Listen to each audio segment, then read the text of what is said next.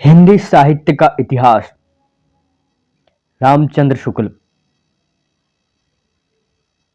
भूमिका।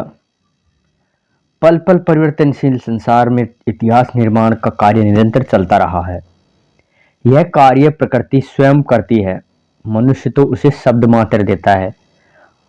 आज जो घटित हो गया वह कल इतिहास बन जाएगा, और अधिक कहें तो कल ही क्यों, वर्तमान में घटित अगले ही पल इतिहास बन जाती है। इतिहास का शाब्दिक अर्थ है इति प्लस है प्लस आस।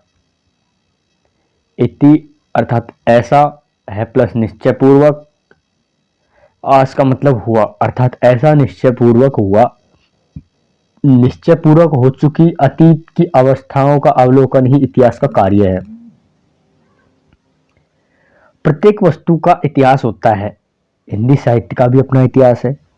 कोई भी इतिहास अचानक से अपने विकास की चरम स्थिति में नहीं पहुंच पाता। इसके लिए विभिन्न इतिहासकारों को सामग्री संलग्न, वर्गीकरण, विश्लेषण, संश्लेषण आदि प्रक्रियाओं का मार्ग तय करना पड़ता है।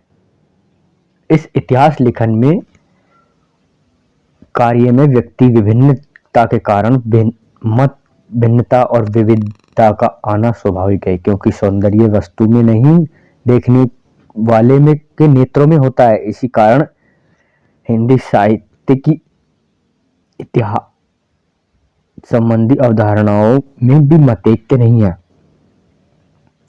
हिंदी साहित्य के इतिहास लेखन का प्रथम प्रयत्न फ्रेंच विद्वान गार्सद तासी की लेखनी में किया, जब 1839 में फ्रेंच भाषा में हिस्toire de la littérature हिंदुस्तानी के नाम से हिंदी कवियों का इतिहास प्रकाशित हुआ। 1873 में पंडित महेश दत्त शुक्ल को भाषा काव्य संग्रह में साहित्य जगत का इतिहास परिचय हुआ, जिसमें कुछ कवियों का रचनाओं के साथ उल्लेख शिव सिंह सरोज में किया गया। सन 1839 में जॉर्ज ग्रियर्सन ने modern vernacular literature of northern Hindustan व 1913 में मिश्र बंधुओं ने मिश्र बंधु विनोद लिखकर हिंदी साहित्य के इतिहास लेखन का एक नई दिशा दी है। उन्होंने परंपरा से हटकर हिंदी साहित्य के इतिहास में वर्गीकरण की ओर ध्यान दिया। सन 1929 में पंडित रामचंद्र शुक्ल ने हिंदी साहित्य का इतिहास लिखकर हिंदी साहित्य के इतिहास लेखन की दिशा में एक मील का पत्थर स्थापित कर दिया। इस ग्रंथ में शुक्ल जी ने हिंदी साहित्य की पद्धति विशेषताओं का उल्लेखन किया, विश्लेषण किया। आचार्य रामचंद्र शुक्ल का यह ग्रंथ पहले नागरिक प्रचारणी सभा में प्रकाशित शब्द सागर के लिए हिंदी साहित्य की रूपरेखा के रूप में तैयार किया गया। बाद में इसका परिशोधन उस रूप में ही हिंदी साहित्य का इतिहास के रूप में सामने आया। आचार्य रामचंद्र शुक्ल के बाद भी हिंदी साहित्य